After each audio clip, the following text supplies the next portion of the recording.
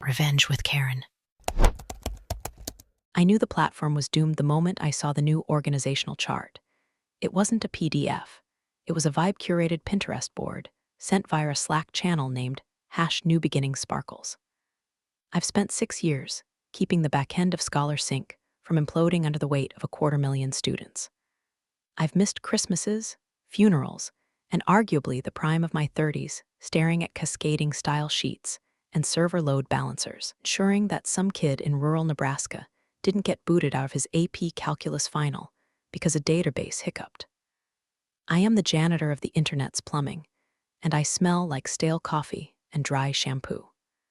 But there I was, sitting in a Zoom meeting that cost more per minute than my car, watching Avery, our founder's daughter and freshly minted CEO, explain why we needed to pivot to joy. Avery looked like she had been manufactured in a lab funded by Sephora and Daddy's trust fund. She was 26, had never written a line of code in her life, and spoke exclusively in LinkedIn buzzwords that sounded like they were generated by a stroke victim on ChatGPT. "Tessa, hun," she said, her voice dripping with the kind of toxic positivity that usually precedes a layoff or a cult recruitment. "We love what you do with the computer beep boop stuff. Really, it's so structural. But we need sparkle. We need vision." Beside her on the screen, holding a matcha latte that probably cost $12, was Kinsley. Kinsley was Avery's sorority sister.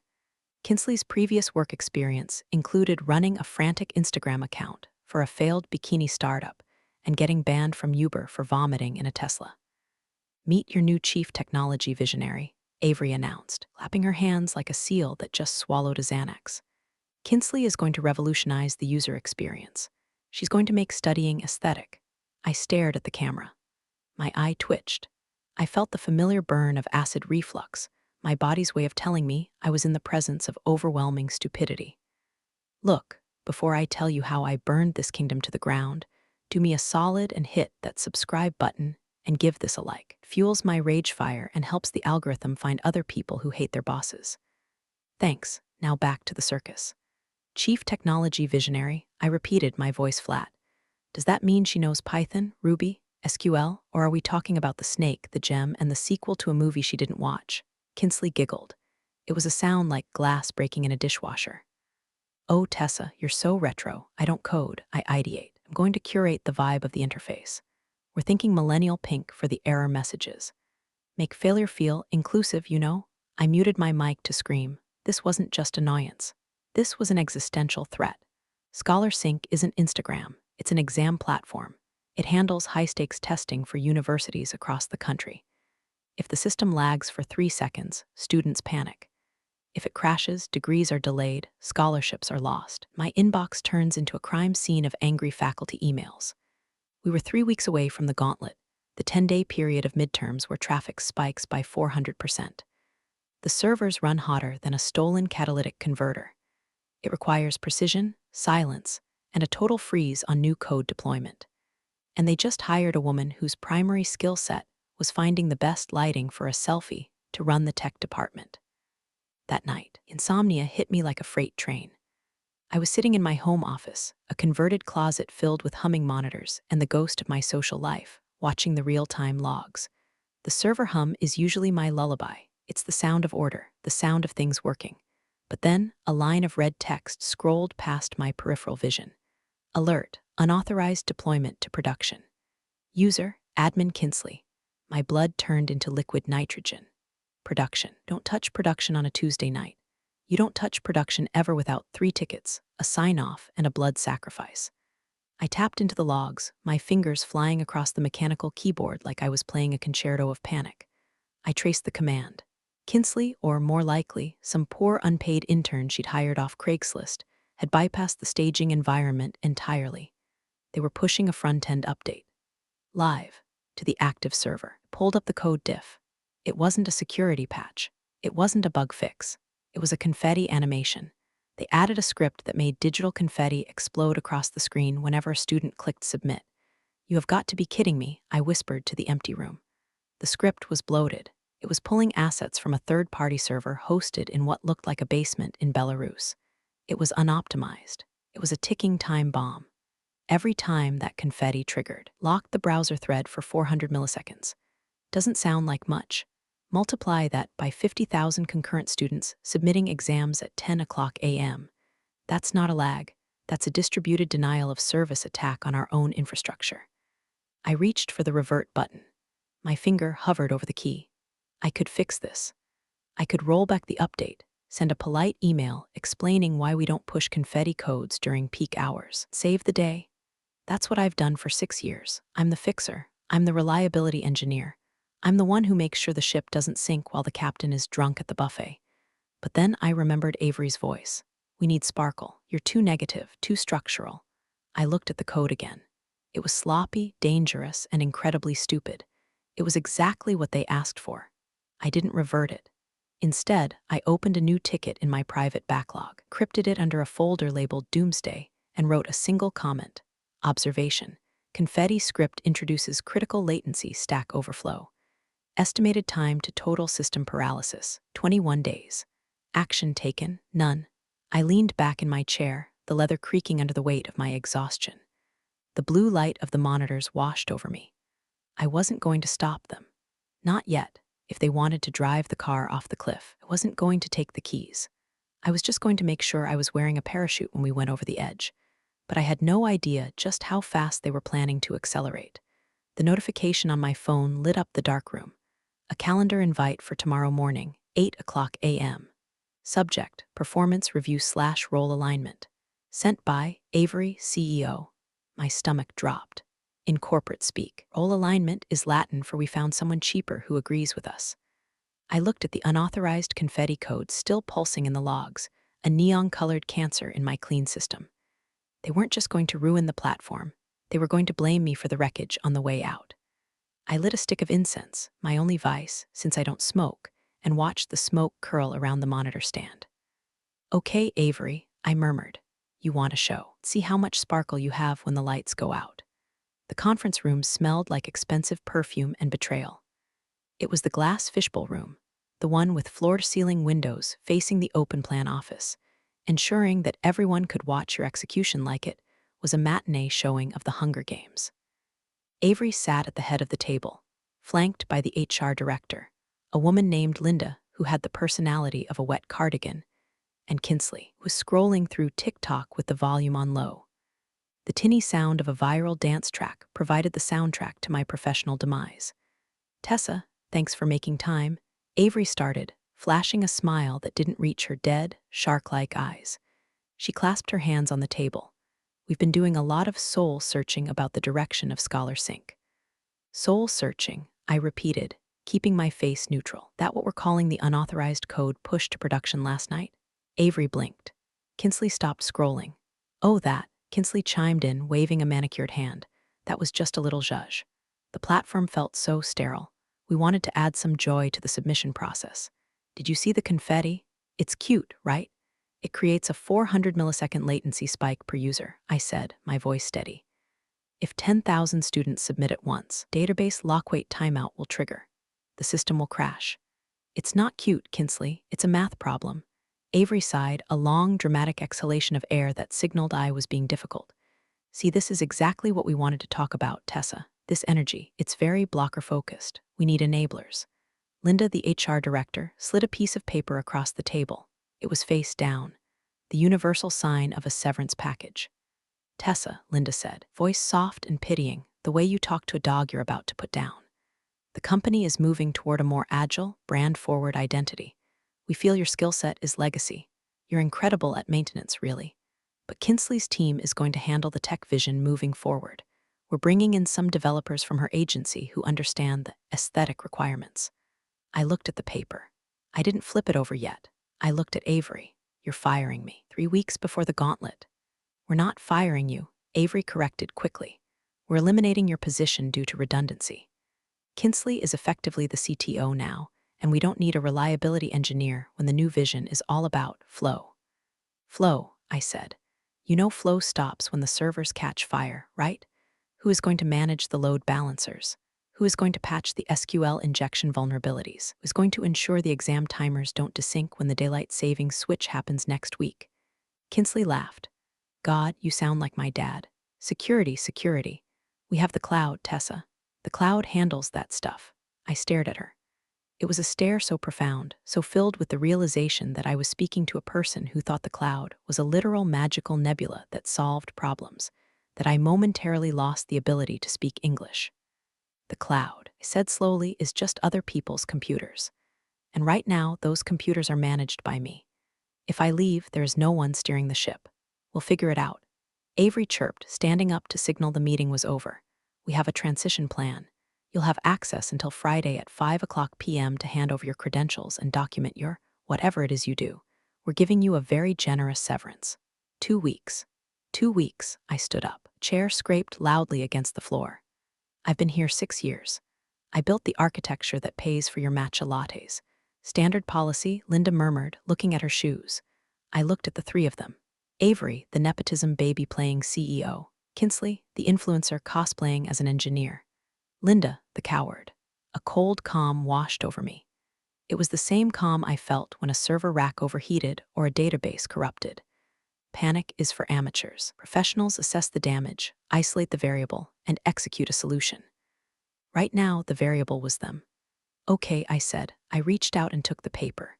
Friday at 5 p.m., got it. Great. Avery beamed. Oh, and Tessa, try to be a little more collaborative during the handover. We want good vibes only. I walked out of the fishbowl. I could feel the eyes of the junior developers on me. They knew. They saw the body language. Knew the only person who knew how the encryption keys were rotated was walking the plank. I went back to my desk. My hands weren't shaking. I wasn't crying. I was calculating. Friday at 5 p.m. That gave me 48 hours. They wanted me to document what I did. Oh, I would document it. I would document exactly how fragile their little kingdom was. I sat down and unlocked my terminal. User, Tessa admin. Access level, root. I typed in a command to check the current system status. Uptime, 412 days. That number was a badge of honor. It was about to become a tombstone. I opened a new file, handoff procedures.txt. I typed the first line, step 1, pray. Then I minimized that window and opened the deep system diagnostics. The code Kinsley had pushed, the confetti script, was already causing minor memory leaks. I could see the RAM usage creeping up, pixel by pixel. I could have fixed it right then. A simple git revert. Instead, I opened the scheduler. I found the process responsible for clearing the memory cache, the digital janitor that keeps the system from choking on its own garbage. It was set to run every hour. I changed the setting. Interval, never. Then I saved the change. It wouldn't be noticed today. It wouldn't be noticed tomorrow. But once the traffic hit, once the exam started, the server would eat its own memory until it suffocated. But that wasn't enough. That was just petty. I needed something absolute. I needed a kill switch that they would beg me to turn off. I looked at the calendar. Exams started Monday morning at 9 a.m. My access was cut Friday at 5 p.m. I had a window. I cracked my knuckles. Good vibes only, I whispered. You got it, boss. Next 24 hours were a blur of malicious compliance and architectural sabotage. I wasn't destroying the system. Let's be clear about that. I am an engineer. I don't break things. I build them to function exactly as instructed. And if the instructions are let the influencers run the asylum, then I am obligated to ensure the asylum functions exactly as an influencer-run asylum should. Tragically, I spent Wednesday night and Thursday morning ostensibly documenting my workflow. In reality, I was building a ghost in the machine. The core of Scholar Sync relies on a master scheduling engine. Think of it as a massive traffic cop directing 200,000 students to their specific exam rooms at specific times. If the traffic cop falls asleep, nobody gets to take their test. The exam simply doesn't load. I navigated to the deepest, darkest corner of the legacy codebase, a module written 4 years ago called Emergency Exam Halt.js. It was a safety feature I wrote myself. In the event of a catastrophic data breach or a server fire, this script allowed a superadmin to instantly freeze all active exams to preserve data integrity. It was the nuclear option. It had never been used. I cloned the script. I renamed the clone Vibe Check Protocol. I began to modify the trigger conditions, deeply nested within the logic, wrapped in layers of obscure variable names that Kinsley wouldn't understand, even if she knew how to open the file. I set the trigger condition to verify a specific digital signature, my digital signature. If user, Tessa admin is not active in the employee database, then execute vibe check protocol. But I didn't want it to happen instantly. That would be too obvious. They'd blame me immediately. No, it had to look like a system failure caused by incompetence, not malice. I added a time delay. Delay, 72 hours from last valid login. Friday at 5 p.m. plus 72 hours meant Monday evening. Right in the middle of the first day of finals, I added one more layer. A fail-safe variable. var stupid branding override equals true. I buried this variable inside the CSS file for the new confetti animation Kinsley loved so much. Script was designed to check for the confetti. As long as that bloated, broken confetti code was running, my kill switch was armed. If they had simply reverted the bad code, if they had done the one thing a competent team would do, the kill switch would deactivate. It was a test. If they were smart enough to fix Kinsley's mistake, they would save themselves. I was betting my entire severance package that they weren't. Thursday afternoon, I started exporting my personal logs. Years of work, proof of every time I saved the company from disaster. I put it all on an encrypted drive. As I was watching the progress bar, my Slack pinged. It was Kinsley. Kinsley, CTO visionary. Hey T, waving hand just checking on that handover doc. Also, can you make sure the server rack lights are set to blue? The green is kinda aggressive. THX. I stared at the message. She was worried about the color of the LED lights on the physical servers. Servers live in a data center in Virginia. We are in Colorado. Nobody sees the lights except the security guard and the air conditioning repairman. I typed back, Tessa, sure, Kinsley. I'll prioritize the chromatic ambience of the hardware located 2,000 miles away. Kinsley, you're the best. Sparkle, she didn't even catch the sarcasm. She was immune to irony. I opened the command line for the data center's remote management tool. I didn't change the lights. I changed the alert routing. Usually, if a server overheats or fails, an SMS is sent to the on-call engineer, me. I deleted my number. I entered the new number, Avery's cell phone. Then I entered a second number, Kinsley's cell phone. And just for good measure, I set the alert sound to a WAV file I uploaded. It wasn't a standard beep. It was a recording of a screaming goat I found on a sound effects site. The system went down at 3 a.m. The CEO and her visionary bestie were going to be woken up by a goat screaming at max volume every 30 seconds until the alert was acknowledged. I felt a small, dark smile tug at the corner of my mouth. Documentation complete, I whispered. I looked around the office. The open floor plan was buzzing. People were drinking cold brew and discussing their weekend plans. I had no idea that the floor beneath them was made of paper, and I was about to light a match. I saw Greg, a junior dev who was actually decent. He looked stressed. He caught my eye and gave a small, sad wave. He knew I was getting the boot. I opened a direct message to Greg. Tessa, hey Greg. If things get weird next week, check the legacy routing table. But don't fix it until they ask you to. Trust me. Greg, Tessa, trust me. And update your LinkedIn. I closed the laptop.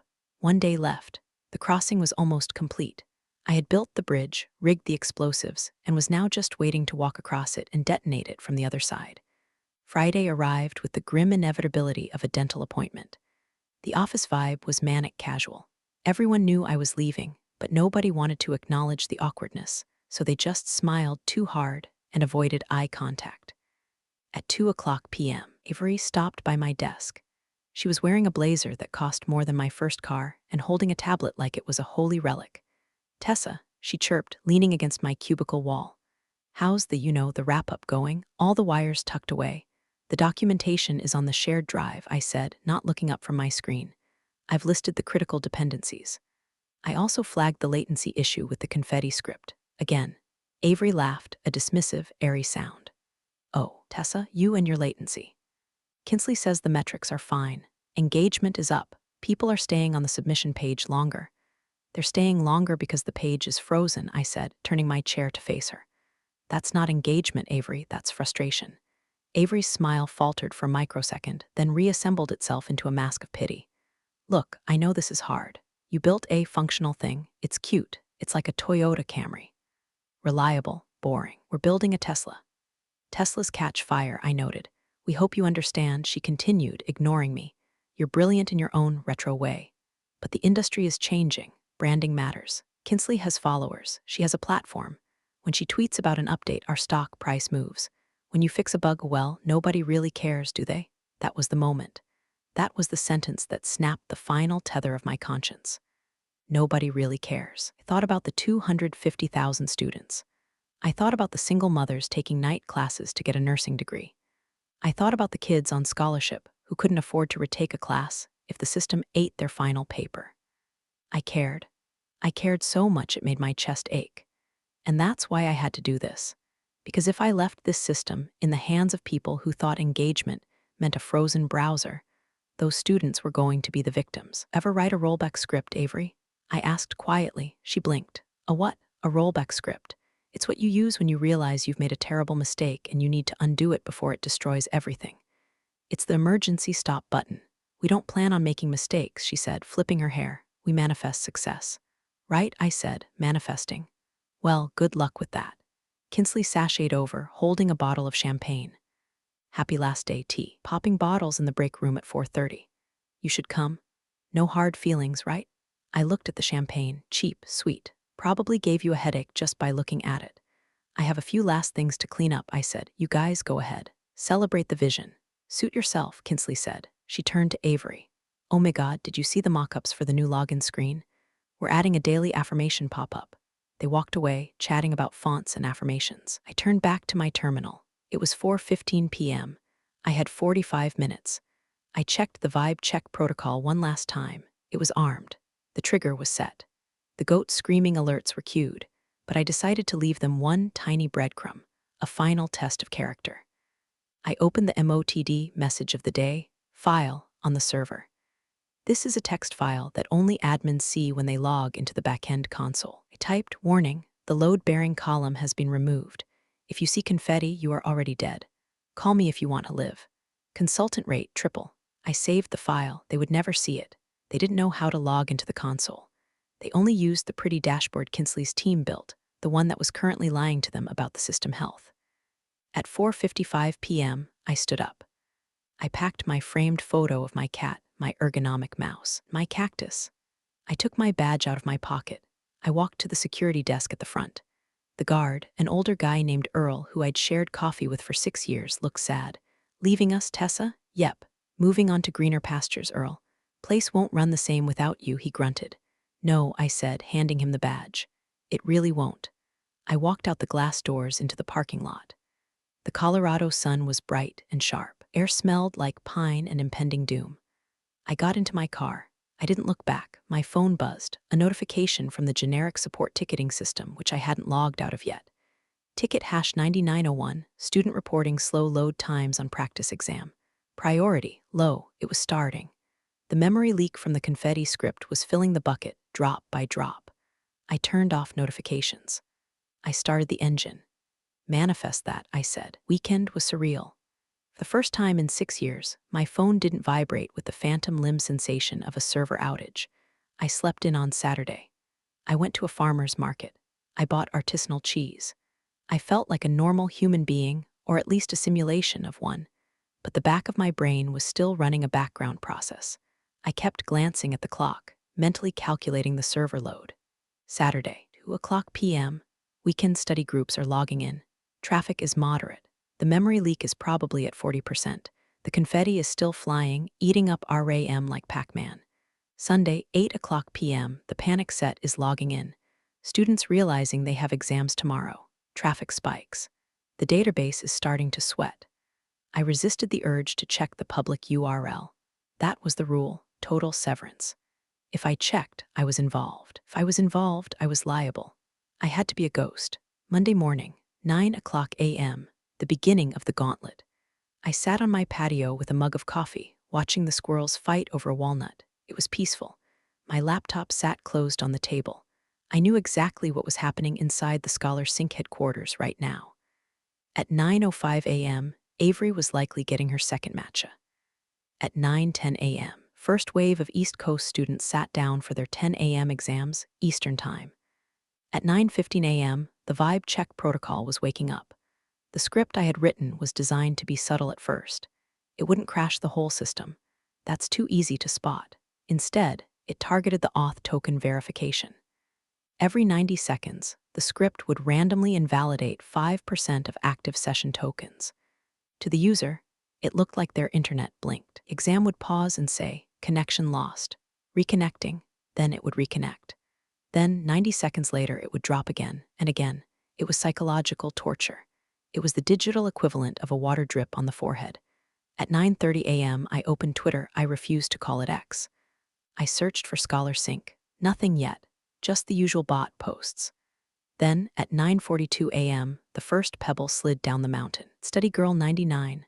Why does Scholar Sync keep logging me out? I'm in the middle of bio and I'm gonna scream. Scholar Sync #finals. Hell, I took a sip of coffee. 9:45 a.m. At Brad the Chad. Bro, Scholar Sync is tweaking. My timer keeps resetting, but the questions aren't loading. At Scholar Sync, fix your app. 9:50 a.m. The official Scholar Sync account tweeted, "Hey scholars, experiencing some minor connectivity vibes due to high traffic. Don't worry, we're manifesting a fix." Sparkle's #study vibes, I actually laughed out loud. Connectivity vibes, they had no idea. They thought it was traffic. They were probably spinning up more server instances right now to handle the load. But that was the trap. My script monitored the number of server instances. If server count 10, then increase error rate by 20%. Adding more servers to fix the traffic problem, they were actually accelerating the crash. It was a Chinese finger trap. The harder they pulled, the tighter it got. At 10 o'clock a.m., the floodgates opened. The trending tab on Twitter updated. #Scholar Sync down was trending at number 5, directly below #Met Gala and #World War III. My phone screen lit up. It wasn't a notification. It was a call. Caller ID, Avery, CEO. Stared at the screen. The buzzing caused the table to vibrate, startling a squirrel. I didn't answer. I let it ring until it went to voicemail. Then it rang again. Caller ID, Kinsley Visionary. I declined the call. I picked up my coffee and walked inside. I had some laundry to do, and maybe I'd watch a Danny DeVito movie. I heard Matilda was good. The system was doing exactly what it was designed to do, failing the people who failed it. By noon, internet was burning. I had moved from the patio to my living room, casting my laptop screen to the 65-inch TV so I could watch the disaster in 4K resolution. It was better than any reality TV show I had ever seen. The #Scholar Sync down was now number 1 globally. It had surpassed the actual news. Senators were tweeting about it. Senator Davis Ka, unacceptable failures at Scholar Sync are jeopardizing the futures of thousands of students. We demand answers. I checked the Scholar Sync status page. It was a sea of red. Database, critical login, timeout API, non-responsive vibes, bad, okay. I made that last one up, but it was implied. The voicemails were piling up. I had 17 missed calls from Avery, 12 from Kinsley, 4 from Linda in HR, 1 from a number I didn't recognize, which turned out to be the chairman of the board. I listened to one of Avery's voicemails on speaker while I folded towels. "Tessa, hi, it's Avery. Haha, so funny story. The system is acting a little quirky. Kinsley thinks it's a DDoS attack from Russia. Anyway, we need the password to the black screen thing. The command prompt, call me back ASAP. Please, like seriously. A DDoS attack from Russia." Classic. In doubt, blame the hackers. I imagined Kinsley in the server room, staring at the racks of blinking lights, maybe trying to smudge them with sage to clear the negative energy. Then, the piece de resistance. Kinsley went live on Instagram. I clicked the notification. She was in the office. Behind her, you could see chaos. Developers were running around. Someone was literally crying at their desk. Kinsley had a ring light set up. She was wearing a headset that wasn't plugged into anything. "Guys," she said, her voice trembling slightly but the filter keeping her skin flawless. "So, we know things are a little crazy right now. We are literally working so hard to fix the glitches. It's just that so many of you are logging in to see our new confetti feature that it's overwhelming the cloud. We're suffering from success. Bear with us." The comments were a waterfall of hatred. "I just failed Chem 101 because of your confetti. Resign. My timer ran out while I was watching you talk. Who is this clown?" Suddenly, in the background of the video, a loud, guttural scream cut through the noise. It wasn't a human, it was the goat. Bah, the alert sound I had set for the server overheat. It was coming from Avery's phone, which she was holding as she ran into the frame behind Kinsley. "Kinsley, turn that off. My phone won't stop screaming." Avery yelled, not realizing they were live. I'm live, Avery. Kinsley hissed, trying to block the camera. I don't care. The board is on the line. They say the stock dropped 40% in 2 hours. Fix it. I don't know how. Tessa locked the stream cut to black. I sipped my iced tea. Tessa locked nothing, I said to the TV. Tessa just took the keys with her. My laptop pinged. A new email. Subject, contracting inquiry urgent from Board of Directors at Scholar Syncom. Dear Miss Tessa, you've been informed that you recently left the company. We are experiencing a catastrophic service interruption. Current leadership has indicated difficulties in resolving the issue. We would like to discuss retaining your services immediately as an external consultant. Name your price. I looked at the email. I looked at the TV, where a CNN anchor was now talking about the exampacalypse. I typed a reply. Board of Directors from Tessa. Subject, contracting inquiry. I am currently unavailable. I recommend asking the Chief Technology Visionary to manifest a solution. If she cannot, I will be available for a call at 9:00 a.m. tomorrow. My rate is $500 per hour, with a minimum retainer of 100 hours paid upfront. Also, I will require full autonomy. And an apology. Sent. I didn't wait for a reply. I knew it would come. Panic was only just beginning. The 72-hour delay on my vibe check protocol hadn't even hit its final phase yet. Right now, it was just the confetti script choking the RAM.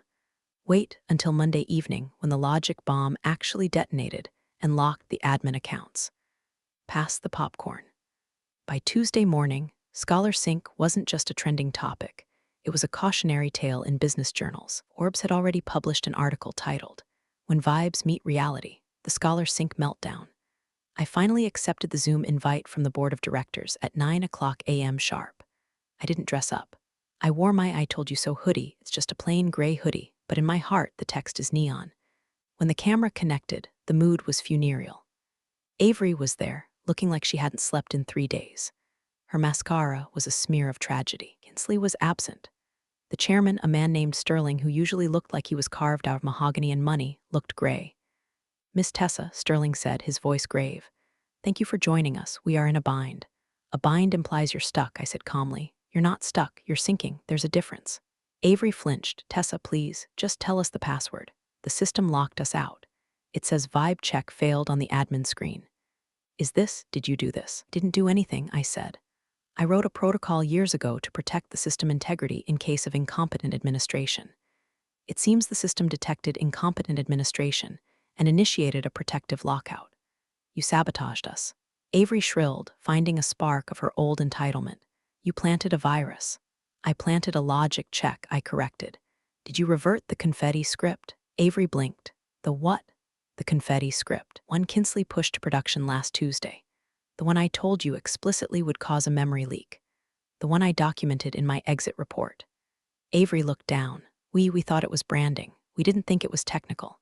Everything is technical, Avery, I said. That script caused the memory leak. My protocol simply checked, is the system running dangerous code? And is there a competent admin logged in to fix it? The answer to both was no. So, pulled the emergency brake to stop you from deleting the entire student database by accident. Sterling cleared his throat. Wait, you warned them about this? In writing, I said, on Tuesday, again on Wednesday, and verbally on Thursday during my exit interview. I also left a MOTD file on the server warning about the load-bearing column. Did anyone check the server logs? Silence. A VP in the corner muttered. We asked Kinsley to check the logs. Said she was intuiting the data. Sterling put his head in his hands. Jesus Christ. Here is the situation, I said, leaning into the camera. The system is currently in a recursive lockout. It's saving the data. The student exams aren't lost. They're frozen. It's a cryogenics chamber. But if you try to force restart it without knowing the decryption key, you will corrupt the SQL tables and lose everything. 250,000 exams. Gone. Permanently. Avery went pale. Can you fix it? Sterling asked. Yes, how long? 30 minutes to stop the bleeding. 24 hours to repair the structural damage Kinsley did. Do it, Sterling said. Please, we'll pay the rate. The rate has changed, I said. I took a sip of water. The theatrical pause was delicious. I want the contract. But I also want full executive control of the engineering department. No oversight from the CEO, no visionary input. And one more thing. Aim it, Sterling said. I want Avery and Kinsley to issue a public apology to the students. Not a mistakes were made PR statement. a specific admission that they prioritized aesthetics over functionality and ignored technical safety warnings. And I want it posted on the homepage. Avery gasped. I can't do that. It'll ruin my personal brand. I looked at Sterling. Sterling looked at Avery. The look was not fatherly. It was the look of a man watching his portfolio burn. You'll do it, Avery, Sterling said, his voice like grinding stones. Or you'll be explaining to the SEC why we defrauded our customers. I smiled. It didn't reach my eyes. It didn't have to. I'll send over the contract, I said. Once the retainer hits my bank account, I'll send the decryption key. I ended the call. I didn't feel happy. I didn't feel sad. I felt reliable. Money hit my account 14 minutes later. It was an obscene amount of money, enough to pay off my mortgage and buy a very nice bottle of scotch. But the money was secondary. The access was primary. I logged in. User, Tessa Consultant. Access, God mode. The terminal greeted me like an old friend. The cursor blinked, waiting for orders. First, the bleeding. I navigated to the Vibe check protocol. I entered the decryption key. Ryan Gosling is overrated. I needed a string Kinsley would never guess. The protocol disengaged. The lockout flags on the database tables lifted. The system took a deep breath. Next, the cancer. I found Kinsley's confetti script. Git revert commit 8F3A21. Enter. The confetti code vanished. The memory usage on the servers instantly dropped from 99% to a healthy 32%. It was like pulling a knife out of a wound. The patient stabilized immediately. Opened the load balancers. I rerouted the traffic from the crashing nodes to the healthy ones. I cleared the cache. I restarted the API gateway. Red lights turned to green. Database healthy. Login active. Response time 45 ms. It took me 19 minutes. I picked up the phone and dialed the boardroom conference line. It's done, I said. It's working. Sterling sounded like he might cry. We're seeing successful logins. The support tickets are dropping. Exams are unfrozen, I said. Students can resume exactly where they left off. No data loss. I've posted a system announcement explaining that the technical difficulties have been resolved and granting every student a 24-hour extension on their deadlines. Thank you, Sterling breathed. Thank you, Tessa. We're not done, I said. That was the patch. Now we need the surgery. I'm going to need to purge the entire front-end repository of any assets uploaded in the last 3 weeks. No more pink error messages. No more affirmations. We are going back to boring. Boring works. Do whatever you have to do, Sterling said, and the apology I asked. Avery's voice came on the line. She sounded small, defeated. It's being drafted. Marketing is working on the wording. No marketing, I said. I'll write it. I'll email you the text. Copy, paste, post. Not change a comma. I typed it out while they waited. To the student community, we messed up.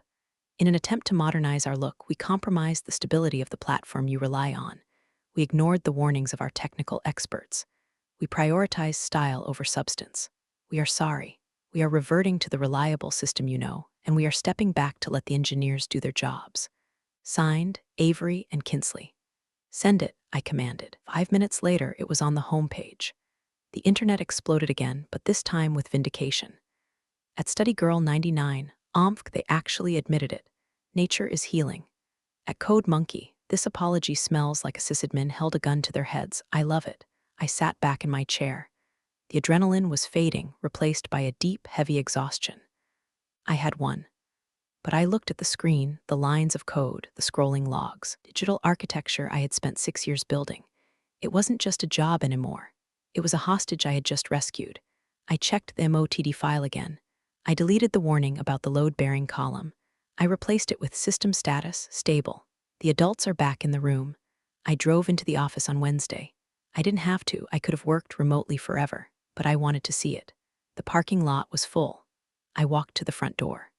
Earl, security guard, saw me coming. He stood up, a massive grin on his face. Miss Tessa, heard you're running the show now. Just fixing the plumbing, Earl, I said. He buzzed me in without asking for a badge. Good to have you back. The office was quiet. The manic energy of the Vibe era was gone. The music was off. People were working. I walked past the visionary suite, Kinsley's old office. It was empty. The neon sign that said Girl Boss was unplugged, leaning against the wall next to a box of half-packed desk toys.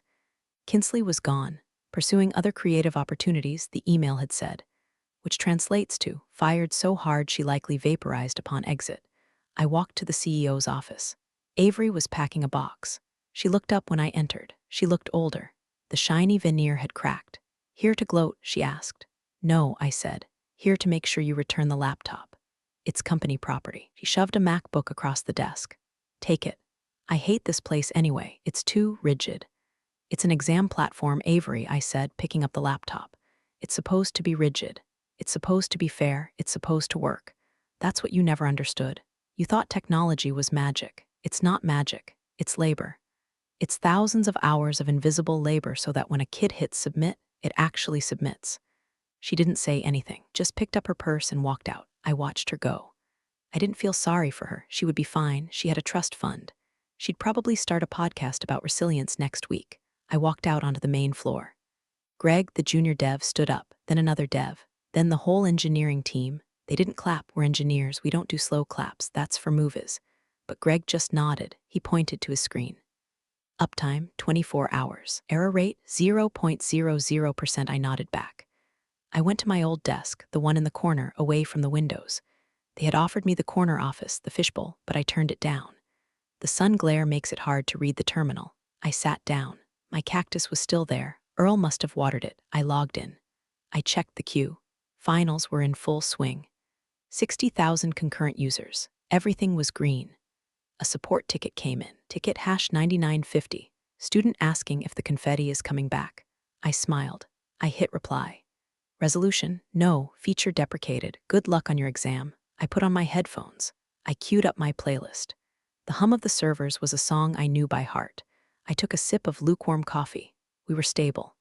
I drink alone to Danny DeVito Asmer. Don't judge, it's grounding. We're all healed. Protecting students from failure always meant protecting them from the people who thought failure was just a branding opportunity. Class dismissed.